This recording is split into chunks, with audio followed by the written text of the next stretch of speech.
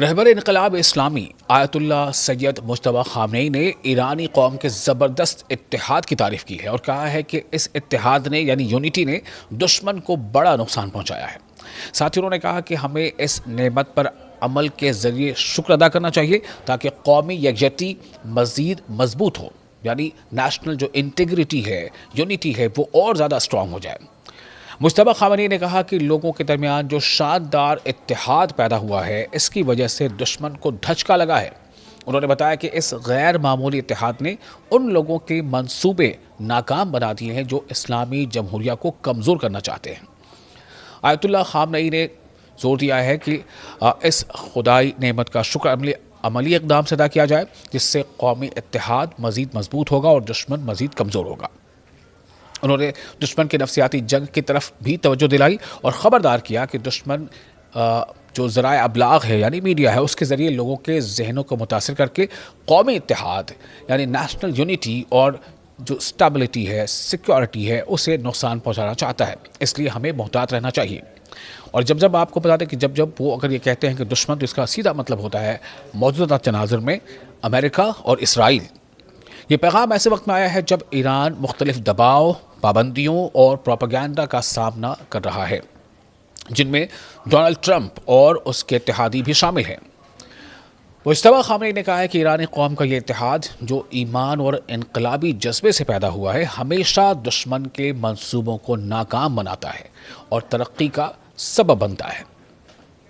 اور اسی دن ایران کی حکومت کے 3 بڑے عہدیداروں نے ڈونلڈ ٹرمپ کے بیان پر رد عمل دیا ہے، جن میں صدر یعنی ایران کے جو راشٹرپتی ہیں مسعود پزشکیان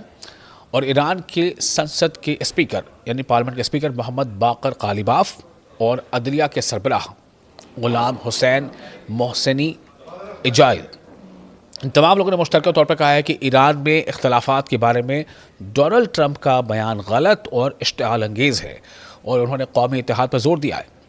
ایک ایسے وقت میں یہ خطاب ہو رہے ہیں اور اس طرح سے ایرانی عوام کی تعریف کی جا رہی ہے جب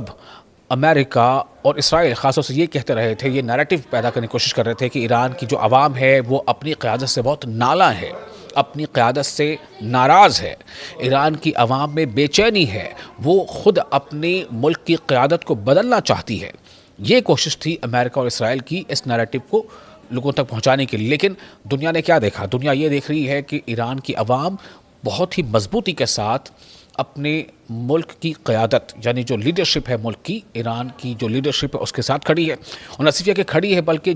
ایران کا جو بھی فیصلہ ایران کی لیڈرشپ لے رہا ہے اس فیصلے میں اس کی شراکت دار بھی ہے۔ اور اس لیے ہم نے دیکھا کہ جب اس طرح کی دھمکیاں آئی امریکہ کی طرف سے کہ امریکہ بڑے پیمانے پر بمباری کرے گا یا پلانٹ جو ہیں سیکٹرز یا پلانٹس کو جو انرجی پلانٹس کو نقصان پہنچائے گا یا پلوں کو نقصان پہنچائے گا، تو ہم نے یہ دیکھا کہ لوگ وہاں پہنچ گئے ان پلوں یا انرجی پلانٹس کے آس پاس اور انہوں نے ہیومن چین بنا دیا۔ یعنی کہ وہ ایک طرح سے اگر وہ اپنے ساتھ ان کے پاس بھلی اسلحہ نہ ہو لیکن اپنے جذبے سے وہ اپنی قوم کی، اپنی لیڈرشپ کی اور اپنی فوجوں کی وہ ایک طرح سے ساتھ دے رہے ہیں اور اس جنگ میں شامل ہے۔ تو یہ لیڈرشپ اور نیشنل اسپرٹ جو وہاں دیکھنے کو ملا ہے اس نے واقعی جیسا مجتبی خامنئی کہہ رہے ہیں کہ دشمن کو چاہے وہ امریکہ ہو یا اسرائیل ہو یا کوئی بھی طاقت ہو اسے ایک بہت بڑا دھچکا ایران کی عوام نے اپنے جذبے سے دیا ہے۔